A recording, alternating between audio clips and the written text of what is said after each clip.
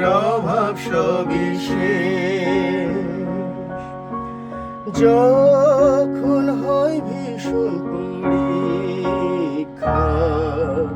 কিংবা দুঃখ যাতনা,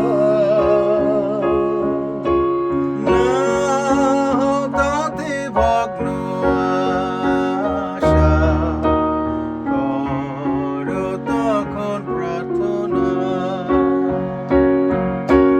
হেলো পরম বন্ধু কোথায়, মোদের দুঃখের ভাগী হয়।